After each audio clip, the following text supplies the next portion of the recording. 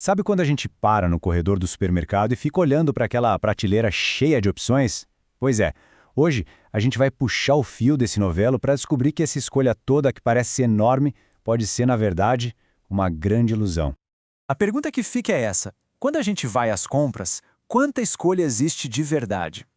Com tantas marcas, cores e embalagens, será que essa variedade toda é real? Ou será que a gente está só escolhendo entre diferentes rótulos da mesmíssima empresa? E é aqui que o segredo começa a ser revelado. Olha só isso. Por trás dessa competição toda que a gente acha que existe, a realidade é bem diferente, bem mais concentrada. Gigantes como Nestlé, PepsiCo e Unilever, elas formam uma espécie de teia que controla praticamente tudo que a gente consome. Ou seja, aquela variedade toda na prateleira, na maior parte do tempo, é uma ilusão muito bem planejada. Tá. Mas como é que a gente chegou nesse ponto? Isso não aconteceu por acaso, não. É uma característica do sistema em que a gente vive. Então vamos entender qual é a lógica por trás do que chamam de capitalismo monopolista. Essa charge antiga, olha só, ela resume a ideia perfeitamente. É essa busca sem fim por controle, sabe? Por dominar mercados inteiros, e esse desejo de crescer e engolir a concorrência não é visto como um defeito do sistema, muito pelo contrário, é praticamente o motor que faz ele girar. Parece até contraditório, né? A concorrência produz o monopólio. Essa frase do economista Richard Wolff parece que vira tudo de cabeça para baixo. Mas a lógica é a seguinte: a competição, por natureza, vai ter sempre vencedores e perdedores. Com o tempo, os vencedores ficam tão grandes, mas tão grandes, que eles acabam comprando ou simplesmente quebrando os concorrentes. E o resultado? O domínio total do mercado. Aquela ideia de concorrência perfeita que a gente aprende nos livros de economia, na vida real a história é outra. Pensa bem. Como é que uma empresa nova, começando agora, vai competir com um gigante que já manda nos preços, que tem toda a logística montada e um orçamento de marketing de bilhões? As barreiras para entrar nesse jogo são gigantescas. Certo. Então como é que essas empresas chegam nesse nível de poder todo? Não é sorte, não. É pura estratégia. Elas têm uma verdadeira caixa de ferramentas, um arsenal de táticas para concentrar o mercado nas mãos delas. Bora conhecer as principais. A primeira ferramenta é o famoso cartel. Funciona assim.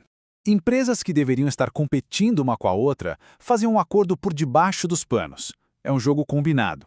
Elas acertam os preços, dividem quem vende para onde, controlam a produção, tudo para todo mundo ali do grupo lucrar mais.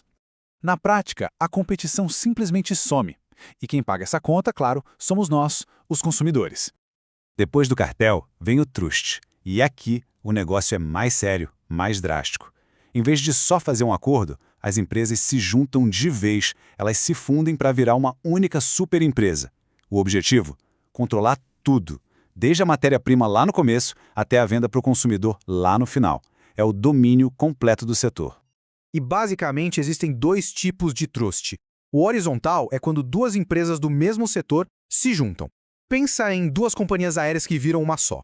Já o vertical é quando uma empresa compra os seus fornecedores. Imagina uma montadora de carros que compra a fábrica de aço, a de pneus, tudo para controlar a linha de produção inteira. E por último, a gente tem a holding. Lembra daquela imagem da teia de marcas lá do começo? Então, a holding é a estrutura que explica aquilo. Pensa numa empresa-mãe. O negócio dela não é produzir nada, mas sim ser dona de outras empresas. Ela controla tudo porque tem a maioria das ações. Hoje em dia, a forma mais chique e mais comum de controle no mundo corporativo. Ok, até aqui foi a teoria, né? Mas como é que isso funciona na prática, no mundo real? Agora a gente vai ver alguns exemplos concretos que mostram direitinho como essas estratégias são usadas para dominar mercados inteiros. O primeiro exemplo é um trust de proporções gigantescas. A fusão da gigante farmacêutica Bayer com a líder mundial em sementes, a Monsanto. E para ter uma ideia do tamanho do poder envolvido, olha esse número: 63 bilhões de dólares. Um negócio que sozinho literalmente redesenhou o mapa do agronegócio no mundo todo.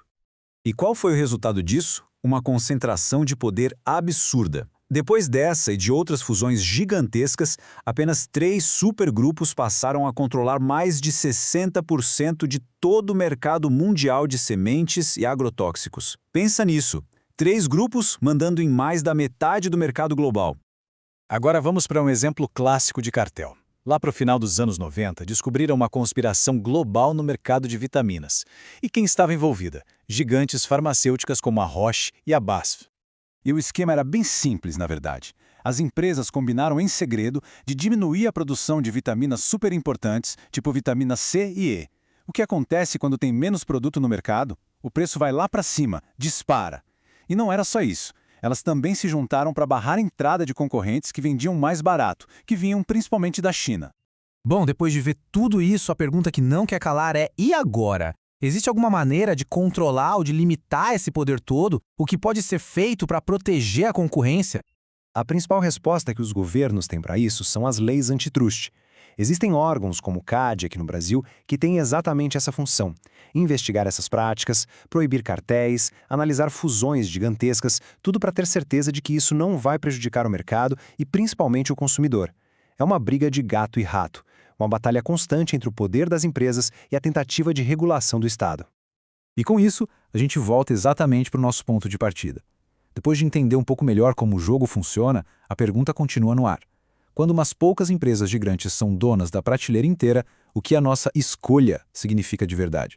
Fica aí a reflexão.